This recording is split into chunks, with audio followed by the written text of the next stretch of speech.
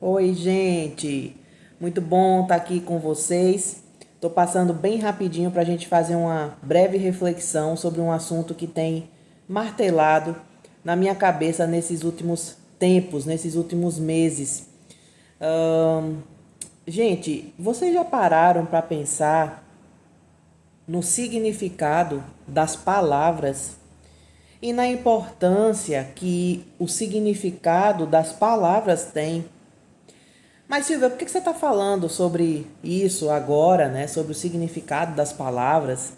Bem, essa semana nós estamos trabalhando nas minhas redes sociais sobre o tema da saúde emocional, né? E alguns aspectos que podem favorecer ou desfavorecer a nossa saúde emocional.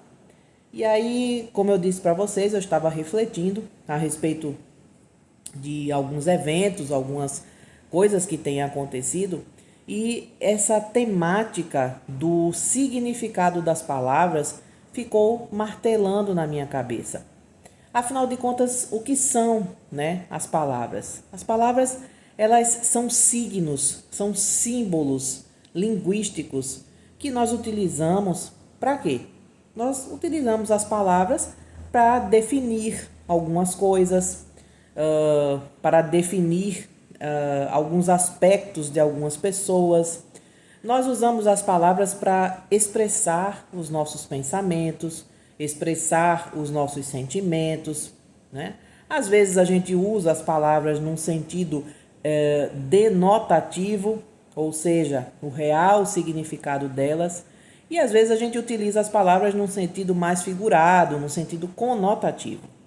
Mas o fato é que as palavras, elas servem para trazer esse senso de definição, esse senso de que as coisas são de uma determinada maneira, que elas são definidas, né? Que elas são palpáveis, por assim dizer, né? A palavra às vezes nos dá essa ideia de que algo é tangível, mesmo que seja metafísico, né? Então, por exemplo, eu posso falar de uma nuvem. A nuvem eu não pego na nuvem, né? Mas eu quase que torno ela algo concreto na medida em que eu defino uma nuvem.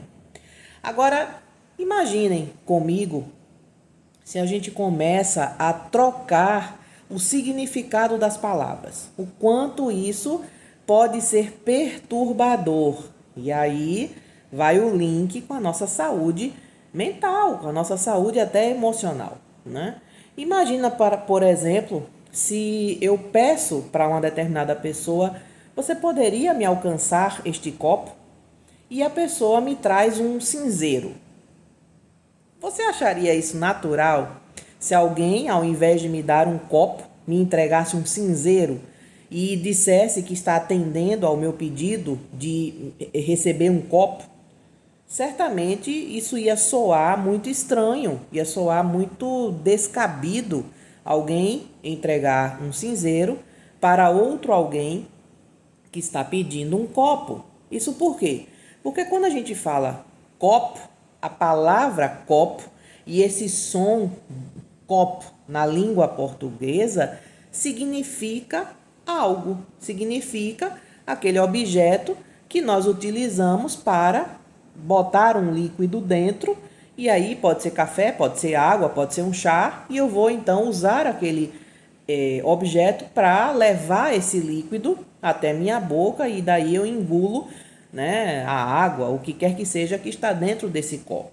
Eu posso até usar esse copo também para guardar minhas canetinhas, né? Mas o copo é um reservatório, é um pequeno reservatório. Tem um significado, correto? Eu não posso dizer copo e esperar cinzeiro. Imagina como seria um tanto complicado, complexo, né? Que loucura que seria nós vivermos numa sociedade em que as pessoas dessem o nome que elas quisessem para determinadas coisas. Então eu uso esse reservatório pequeno e chamo de copo, o outro chama isso de cinzeiro e o outro chama isso de nuvem, né? Então eu nunca saberia quando uma pessoa está me pedindo um copo, e tampouco o outro saberia também quando eu estivesse pedindo um copo. É claro que a gente pode entrar numa discussão, por exemplo, sobre a materialidade desse copo. Ah, o copo é de vidro, mas então o copo é vidro ou o copo é copo? Na verdade, o copo é uma porção de vidro transformada neste recipiente que eu denomino copo. Se o vidro, aquela mesma porção, fosse utilizada para fazer um passarinho, né, de vidro e fosse um bibelô para se usar como enfeite dentro de casa, não seria copo, seria um passarinho, ok?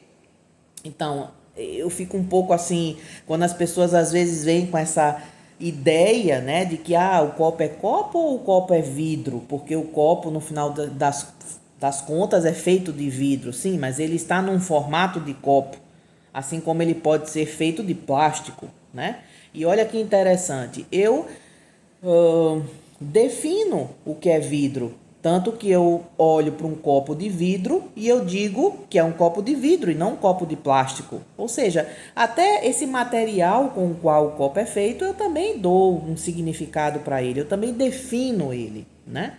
Então, imaginem só se nós simplesmente distorcermos o significado das palavras e nós passarmos a usar as palavras de uma maneira de acordo com o cliente, como assim se diz, né? Então, se eu acho que essa palavra define isso, eu uso, e se eu acho que essa palavra não define, então eu não uso, e eu inclusive desconstruo esse uso, né? Isso é muito sério, isso é muito complexo, isso tem um poder, né, de influenciar a nossa saúde emocional.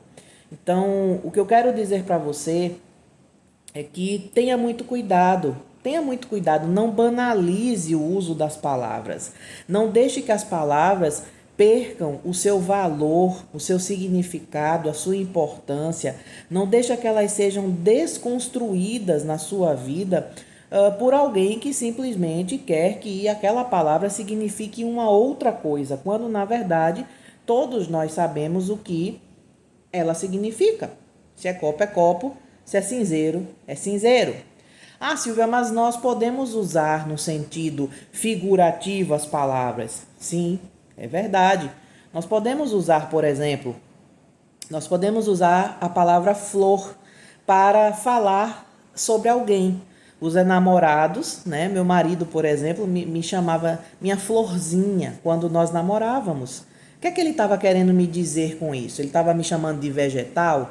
Ele estava dizendo que eu era uma planta? Não, ele estava figurativamente falando que eu tinha características para ele, né, o meu enamorado, que eu tinha características de uma flor, seja pela beleza, seja pelo cheiro, pela delicadeza, pelo que quer que seja.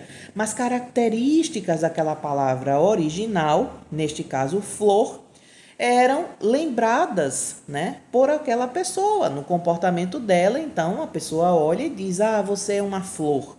Tá? Mas imagina você dizer que o incrível Hulk é uma flor de pessoa, quando ele está no momento Hulk, né? Quando ele está no momento do doutor, talvez ele até seja.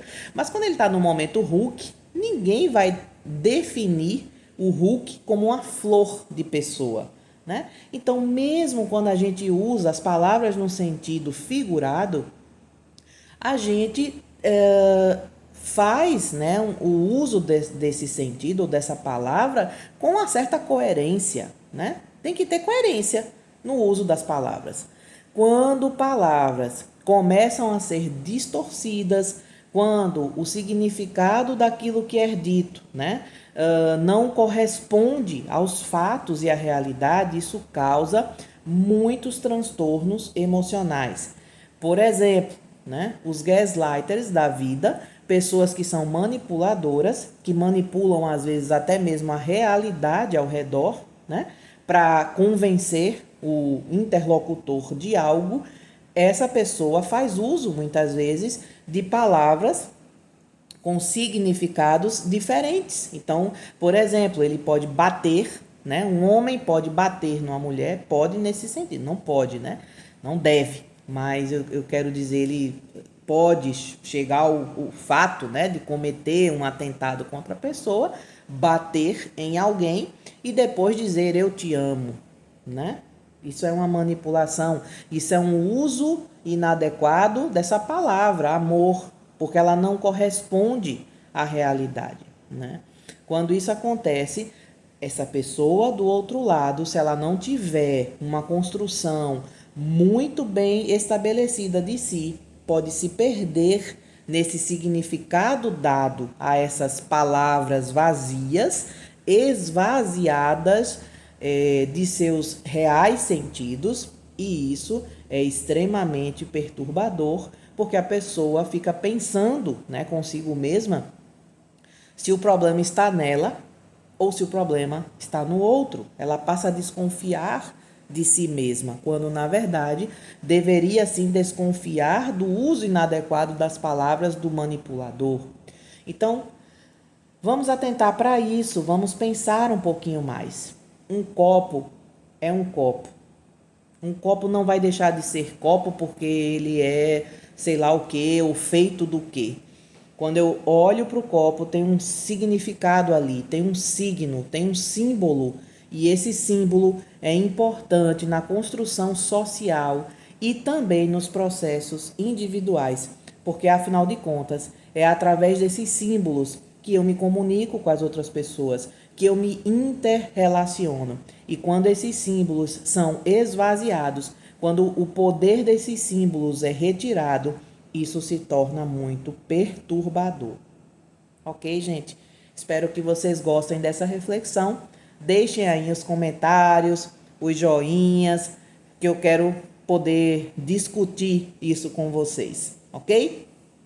Um grande abraço. Até a próxima.